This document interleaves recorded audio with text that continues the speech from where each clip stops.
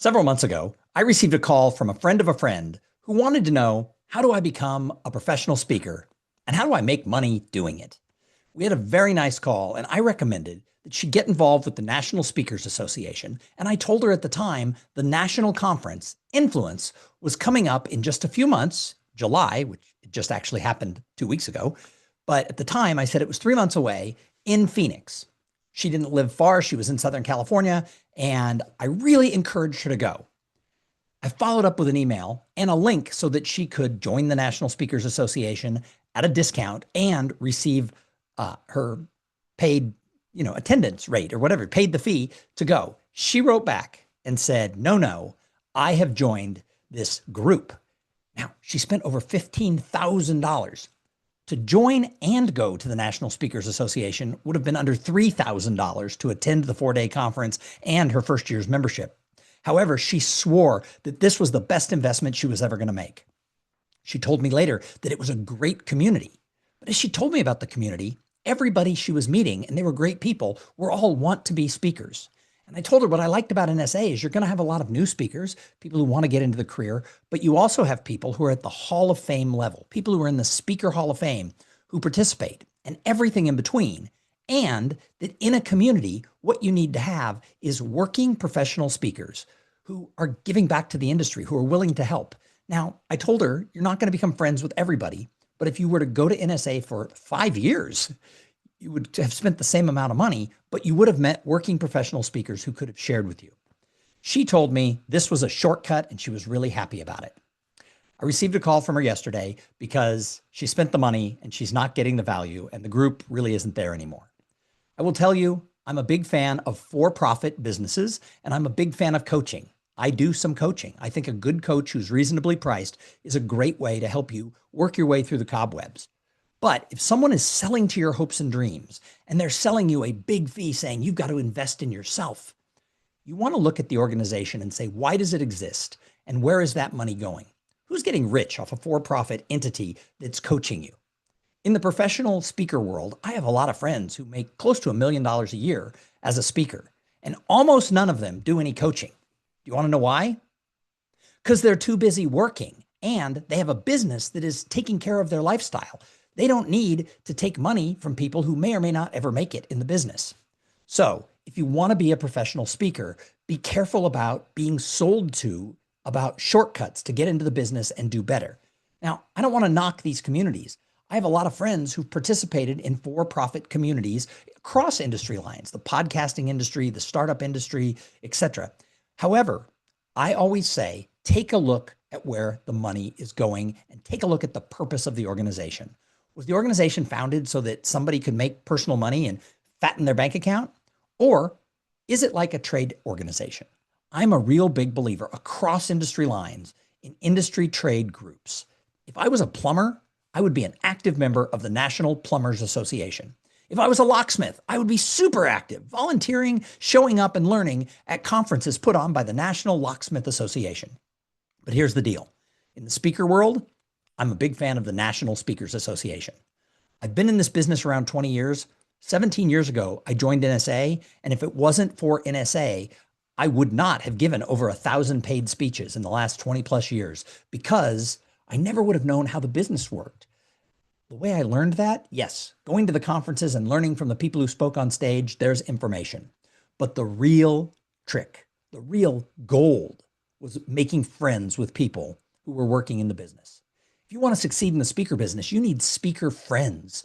And by friends, I mean not somebody you've met, not somebody you saw speak, not somebody you follow on social media, but I'm saying like, for some reason, you don't have plans for Thanksgiving, and that person invites you and your spouse to their house for Thanksgiving to join their family.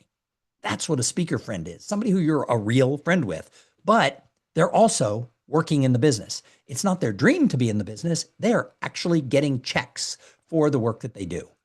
By joining NSA, I got exposed to a lot of people. And I'll be honest, some of the best friends I've ever made in my life are from my involvement in NSA over the last 17 years. I've been very fortunate. I've known a lot of people. I've made a lot of friends. And sometimes in my life, People aren't my friends. I've had friends ghost me and not like me and say I'm annoying, but it's a very small number. I've been very fortunate. I have friends going all the way back to kindergarten who I talk to on a regular basis. However, if you were to say, who are the 10 best friends you've ever had in your life, 6 of them are people I've known through the National Speakers Association. And every single one of them, when I pick up the phone and call, will take the time to help me through any problem that I'm facing. So I believe if you want to make it in the business, you've got to be part of a community of working speakers who are there. They want to better themselves, but they also want to help people coming along. So yeah, I am an oversized fan of NSA. And there are people who don't like trade associations. There are people who say, no, hire this expensive coach. But ask yourself, is the coach actually making money as a speaker? If they were really successful as a speaker, you can make a great living. They'd be doing that. Now, that being said, not all coaches are bad. There's several that I recommend people to. And the reason I recommend them is they're reasonably priced. They're not asking for $15,000, $20,000, $25,000 and promising pie in the sky results. They're charging reasonable rates for what they're giving, different across the board based on who they are and what they offer, but they're not promising things. They're showing you the way. They're giving you the tools. That's a great way to do it. I still believe that in addition to having a coach, you need to be active in your trade association, no matter what your industry is. Get around people who are working. See the people who are really doing it on a day-to-day basis, not who tried to do it 7 years ago, didn't make it, and started coaching. Get in there with people who are on a daily basis, swinging the bat, making contact, and hitting those singles time after time. If you're dreaming of hitting a home run, it might happen. Sure, there are outliers in every industry. But if you want to be a professional speaker, if you're asking yourself, how do I make money? How do I be a professional speaker? I'm going to tell you it's going to take you several years to learn the business, find your place in the business, because the speaking business isn't one thing. The speaking business is like 12 different businesses, 12 different lanes, if you will. And you can't live in every lane. You can't be a high school speaker, a college speaker, an association speaker, a large association speaker, a corporate speaker, a big corporate association speaker, a trainer. You can't put, and putting on your own events. You can't speak at speak to sell events, religious events, etc. There's too many lanes and you have to market differently for them and you have to build a reputation. So you can live in a couple of them. Like I'm an association speaker and a corporate speaker. And usually in sort of the mid-size range. I usually speak at conferences that are going to be 200 to about 700 people. Sure, I've presented to 5,000 plus people in a big arena, and I've talked to 12 people in a boardroom.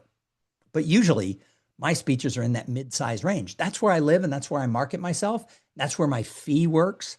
And I just think it's important to get to know people who are doing things in your lanes so that you can see how you do it. Now, I feel sorry for this friend of mine because she feels like she put up all of her money. She took everything she had to invest in the business and it's gone. And I feel bad for her. But I told her, look, next year, the National Speakers Association in 2026, their annual conference, it's going to be held in Austin, Texas. And I told her, that's my hometown. Come to Austin. It's a cool city. I'm going to put together a whole list of fun things to do over the weekend while you're in Austin. In fact, I'm encouraging all my friends to come in early or stay late so they can do things like go to the Salt Lick, go to Esther's Follies. They can check out the Capitol building. Austin's a quirky, cool town. There's a lot of music. However, while they're at the conference, they want to be focused on what's going on. NSA also has a winter conference in February. This year, I think it's New Orleans. That would be a great way to expose to it as well. The price is reasonable for these events. And you're going to have the chance to learn from experts, see people on stage who are experts at their craft, and you're going to get to meet people. But showing up once doesn't a community build. You have to realize that you have to invest going year after year. I always go to the summer conference. I haven't missed it in 17 years. And I either go to the winter conference or what's called the CSP/CPA Summit. The CSP is called the Certified Speaking Professional. It's a designation that you have to earn in the speaking industry, and it's not easy to get. You have to have longevity in the business. You have to have given over 250 paid speeches over 10 years. You have to have a video that's peer reviewed. You have to have 25 clients write a letter saying how good you are. And the CPAE is the Speaker Hall of Fame. There's a conference just for those people. And even within those realms, it's limited to just like 125 people. It's an awfully cool conference. So I go to that. But sometimes I go to the winter conference because that's about 300 or 400 people. It's much more intimate.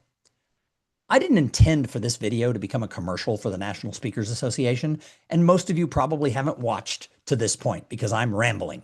But I will tell you, if you found this video because you're looking to be a professional speaker, for God's sake, look into NSA. Is it going to be for everybody? No. Is it right for you? I have no idea. But if you show up for a few years, if you get involved in your local chapter, and if you make a commitment to speaking as an industry, as part of the meetings industry, you're going to have much more success than if you have pie in the sky dreams, throw huge amounts of money to some coaching program, just imagining that fairy dust is going to fall all over you.